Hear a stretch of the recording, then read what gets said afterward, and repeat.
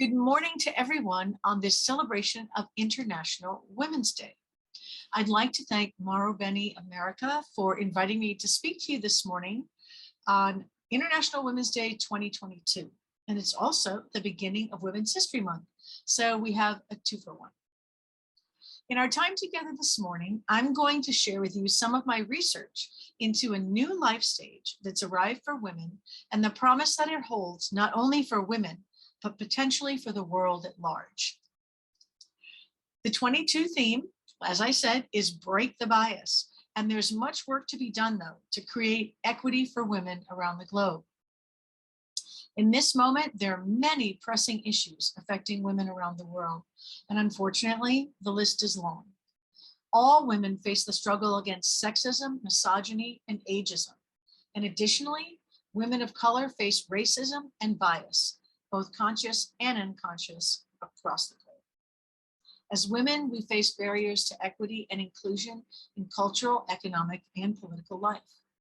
Worldwide, women continue to struggle with poverty, access to education and technology, healthcare, and basic human rights. We face the constant threats of violence against us, violence used as a weapon in war, violence in our communities, and unfortunately in our homes. And looking ahead, internationally, women do and will bear the brunt of escalating climate change. In the face of so many global challenges, breaking the bias against women can seem like an endless struggle. But this morning, I'm here to share with you some hope, but more than that, what I consider to be a breakthrough, an evolution, and the arrival of something altogether new for women. It's an unprecedented opportunity. And the ultimate question is, what will we do with it? In the US and Canada and the global north, if you're a woman between the ages of 45 and 70, congratulations, you're a trailblazer. You're part of a new emerging life stage, which I call Regency. And within Regency are women's new power years. Regency is equally important for you if you're between 18 and 45, because you'll inherit this new life stage and all of the strides that are made towards women's equity before you reach it. And it's my hope that you'll carry on that work into your generation's Regency years. We all stand on the shoulders of those, pardon me, who came before us. The trailblazers, those with hard-won experience born of sacrifice. We are the recipients of their collective wisdom and works. And we all owe a debt of gratitude to all the women who've come before us. At the beginning of the 20th century, most women didn't live past the age of 51. Most women didn't live to post-menopause. The data collected in the US from 1850 to 2011 shows that the average white woman's lifespan in the year 1900 was 51 years, and the average lifespan of non-white women was 34 years. It was right at the turn of the 20th century that women's lifespans began to increase. By 2011, women's life expectancy had rocketed to 81 years for white women and 80 years for non-white women. So if you calculate it another way, white women's lifespans have increased by 58%, and the lifespans of women of color have grown by 129% in just the past 120 years. This has created an entirely new life stage for women, potentially lasting another 20 to 30 years from the onset of midlife to the entrance into old age. Women's lifespans have lengthened to include this additional 20 to 30 years of productive creative life after midlife. You may not realize it, but we're part of something very big. Women have made an evolutionary leap. Never before in human history has an entire generation of women lived past menopause together. Now, there have always been old wise women and old grandmothers that have lived longer since the time of Plato, but never an entire generation surviving and thriving past the physical, psychological, and spiritual transformations of midlife and menopause.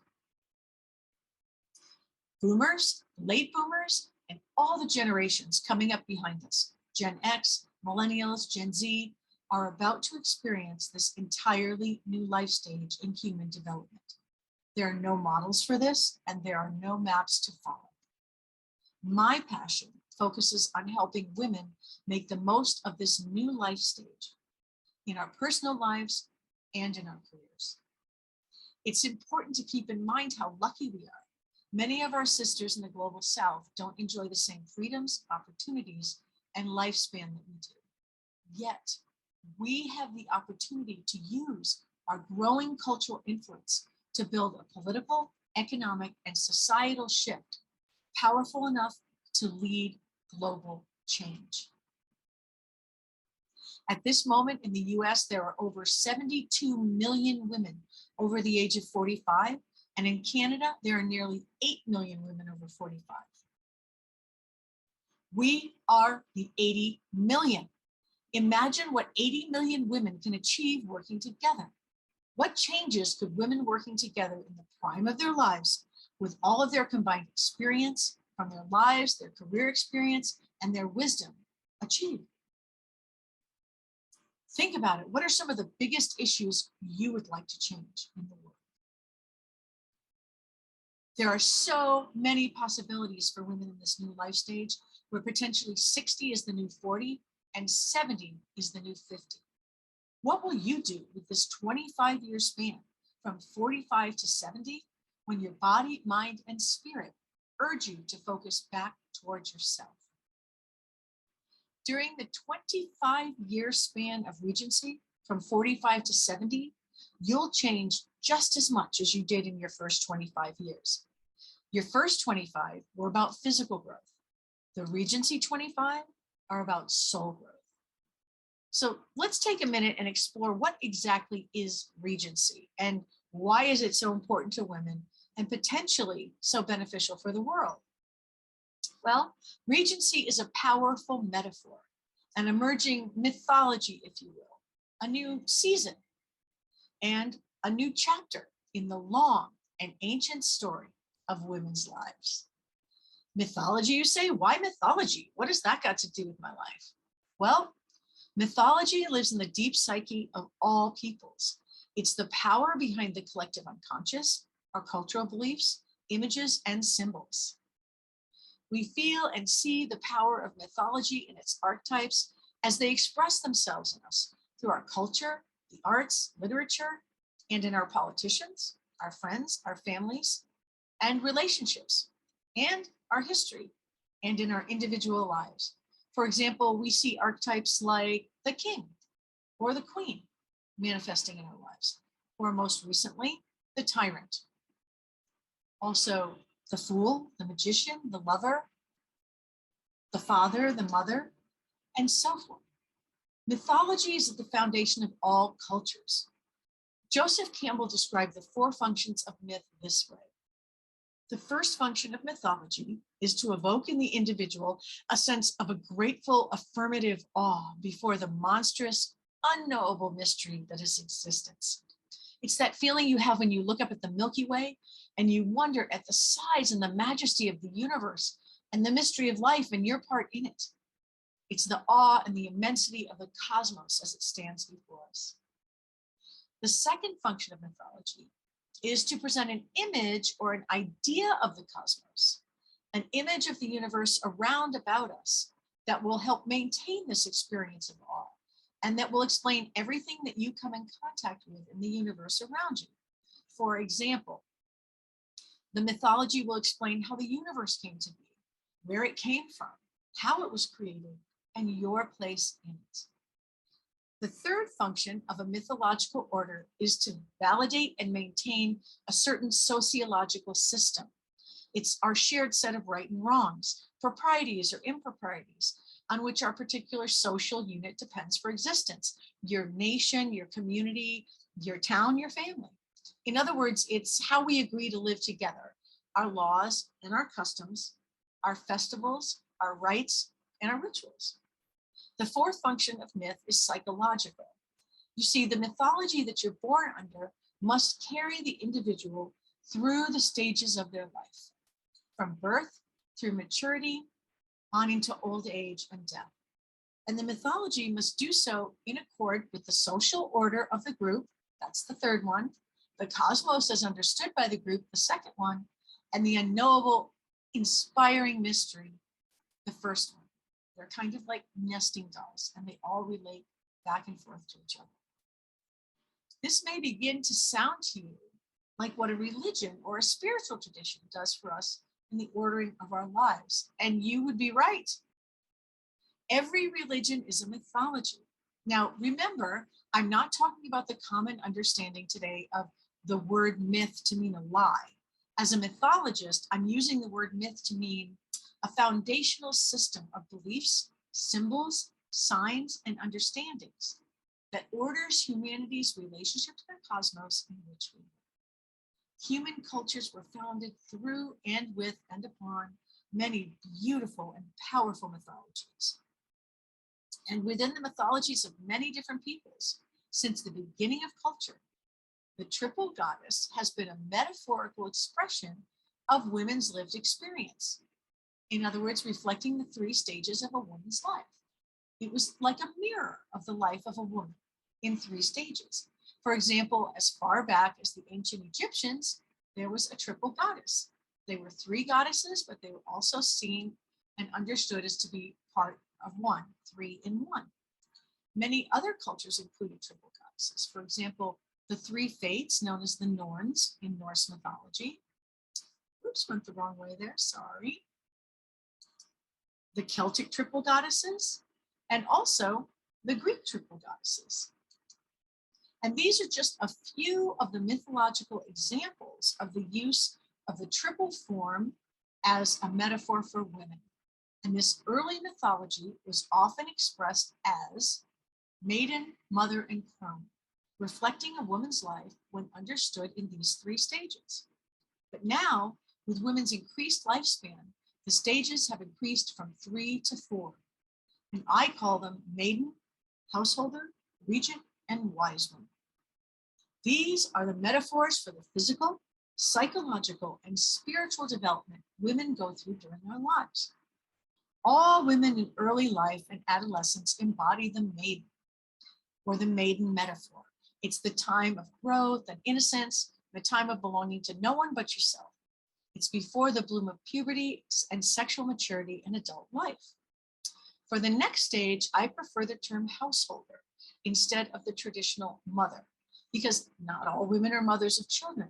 There are many women who live alternate lifestyles, who may have partners, they may live singly, mother their careers or their friends and family, but never raise children. So I prefer the metaphor of householder. It's more inclusive, and it embraces the years of our 20s, 30s, and 40s, when we're busy setting up our first homes on our own, building our careers, going to school, venturing forth into the world as adult individuals. In other words, our crazy busy years. Next comes Regency. I'm assigning the period of the transition from the householder into Regency as typically beginning at 45. Regency then continues until the self-defined entry into the territory of the wise woman, sometime after 70 years of age.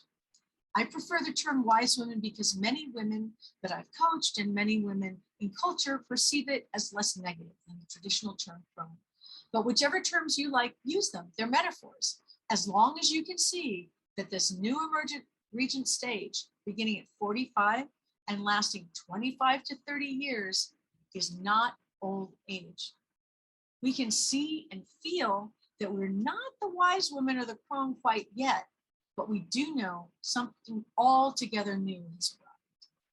Despite the cultural messages that we're bombarded with daily, namely that we should worship youth, that the end of fertility is the end of female viability, that aging makes us unattractive, unintelligent, asexual, dried up, and useless, women are beginning to realize that none of that is true.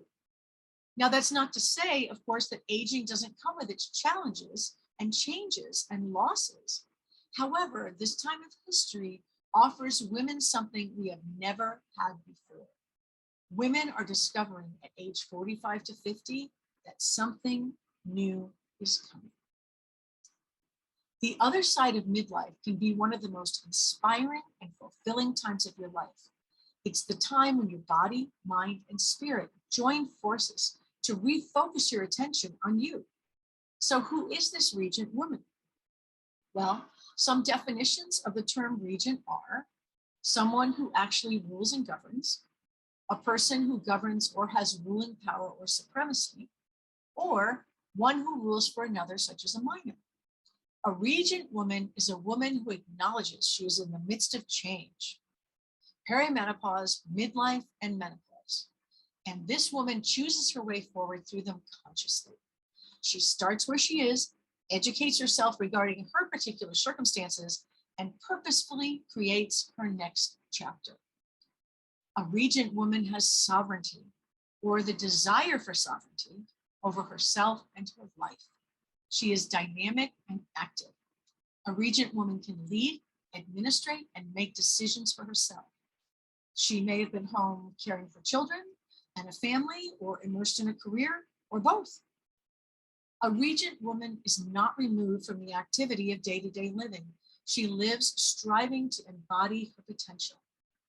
She's making choices that are hers alone to make about who she'll become, what she'll do, and how she'll pursue fulfillment in this new phase of life.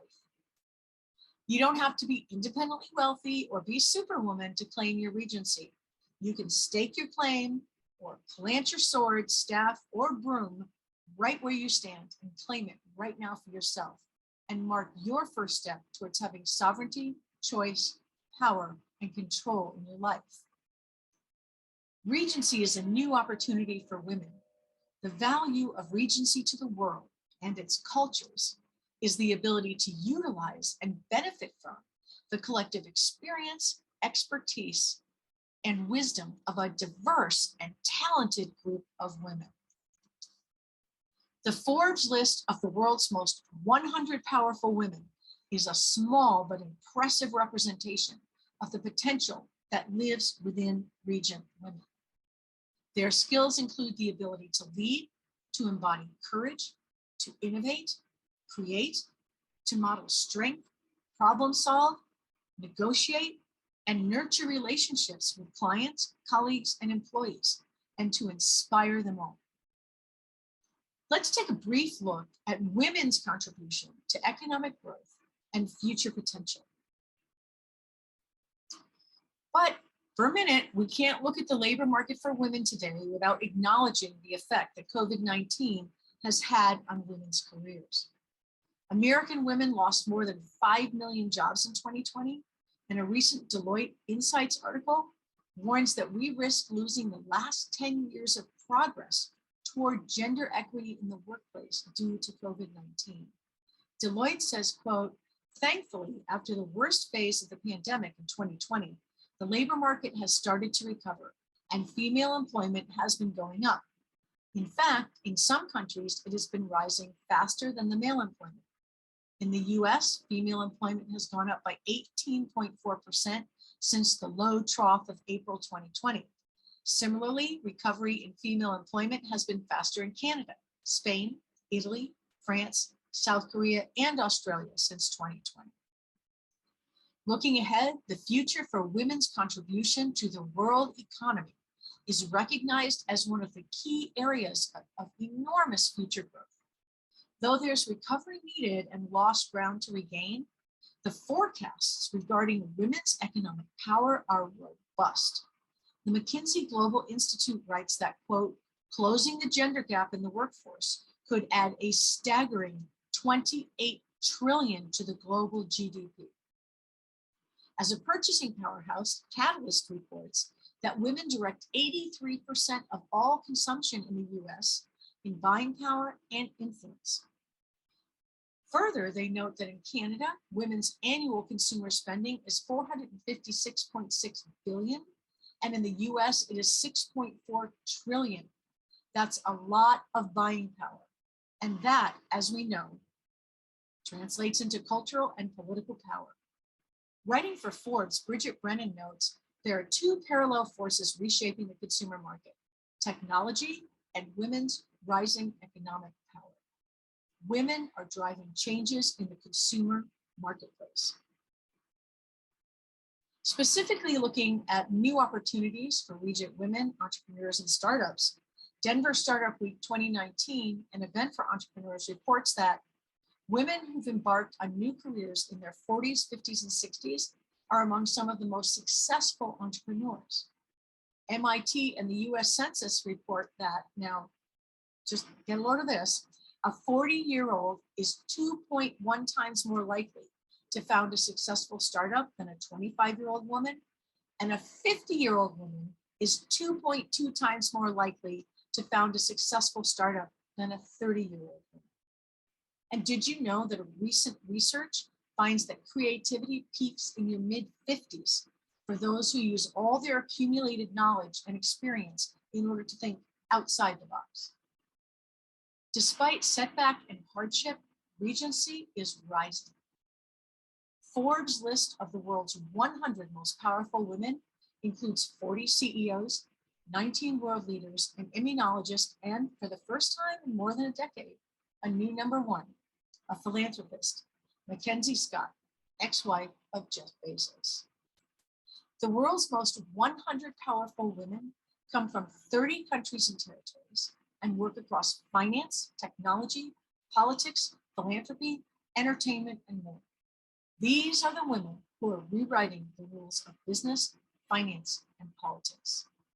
Of the women on this list who included their age in their profile, which of course is a testament to the problem of ageism in the career market, the fact that women won't even list their age when they're in the top 100, right? Because women age out in their careers at 45 to 50, right? Because of ageism. Of the women who did list their age in the Forbes 100 most powerful women in their profiles, only 3 were under 40 and most were over 50. Their talent, experience, and achievements exemplify the new archetype of Regent woman and the inherent possibilities that she brings for the future. The rise of Regent women in business has revealed a new dynamic, a new model for leadership and management within both business and government. Harvard Business Review found that before and during the COVID-19 crisis, women leaders were rated significantly more positively than men. They found the gap between men and women in the pandemic was even larger than previously measured, possibly indicating that women tend to perform better in a crisis. They write, based on our data, people want leaders who are able to pivot and learn new skills, who emphasize employee development, even when times are tough, who display honesty and integrity, and who are sensitive and understanding of the stress, anxiety, and frustration that people are feeling. Our analysis shows that these traits are often more being displayed by women. Women were rated more positively on 13 of the 19 competencies in our assessment that comprise overall leadership effectiveness. McKinsey & Company's 2021 report on women in the workplace noted that employees with women managers are more likely to say that their manager has supported and helped them over the past year. The women provided emotional support, checked in on their overall well-being, helped make sure their workloads were manageable, helped navigate work-life challenges, and helped to take actions to prevent or manage burnout. Successful female leadership has been linked to these traits: confidence, creativity, having a nurturing spirit, emotional intelligence, taking purposeful action, perseverance, authenticity, and vision. These leadership strengths are developed over a lifetime of experience, and these are the skills of Regent women. Women's political power is also growing throughout the world as more women are being elected to office and leadership positions. Yet we still have a long way to go. In an article published by the Council on Foreign Relations, they report in aggregate, women's leadership promotes bipartisanship, equality, and stability. And when women make up a critical mass of legislatures, around 25 to 30%, They're more likely to challenge established conventions and policy agendas. And women are more likely to cross party lines to find common ground. A study of the US Senate found that women senators more frequently worked across the aisle and passed more legislation than their male counterparts. In recent years, for example, female US senators from both parties joined together to negotiate an accord to the end of a government shutdown. Regarding equality and social welfare, female lawmakers are more likely to advocate for policies that support education and health. Parliaments with a higher share of women lawmakers are also more likely to pass and implement legislation that advances gender equality, including laws on domestic violence, rape, and sexual harassment. The Organization for Economic Cooperation and Development writes that women's inclusion at leadership tables promotes stability.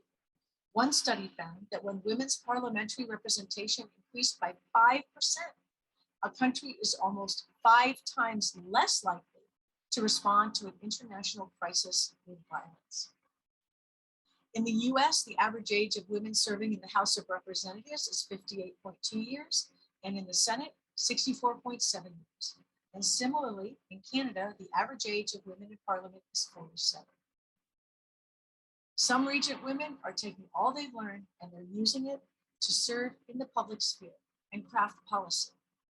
Some women are using all of their experience to work on community problems. Some are working on sustainability for the future. Others are starting businesses, creating jobs, and growing the economy. And others are choosing to advance further in their own chosen careers. The businesses that recognize and value Regent women in the workforce will be empowering a generation of women that will serve our entire society and improve the world. And these companies will also benefit from the billions in economic growth that equity for women will bring to the global GDP.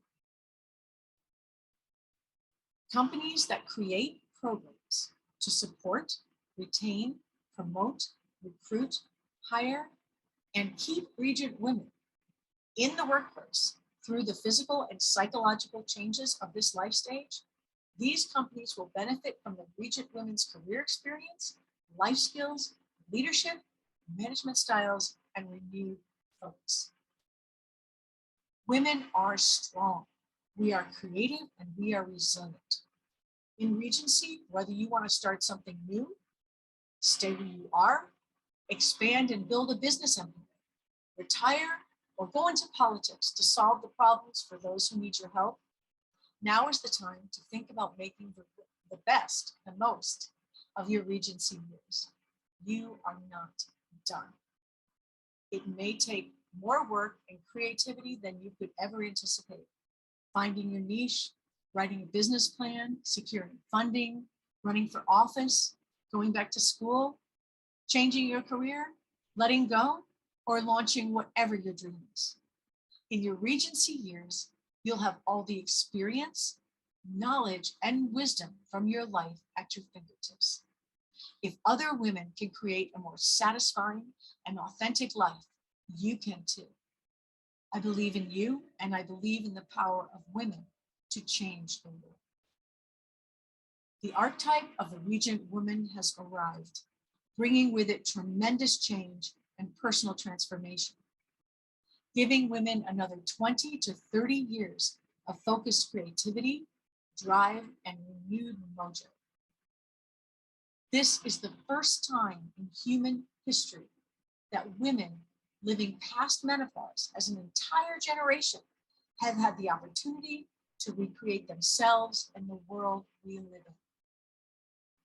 We are the 80 million, and we have been waiting for this for 300,000 years. As Mary Oliver wrote, what is it you plan to do with your one wild and precious life? For those who are interested, I'm offering a free gift for International Women's Day. It's a journal. Oops, let me just go back one. It's a free journal that you can download from my website. And if you look at the last slide on this video, it will have the address, and it is full of it's a journal with inspirational writings and quotes and information and journal prompts for women who want to recreate themselves during their life and during Regency. So it's there for you as an asset. And if you'd like to connect with me, my website and my email address is also at the end of the video. So I hope you've enjoyed this presentation on Regency on International Women's Day 2022. And I hope you all have a great and prosperous year. Thank you.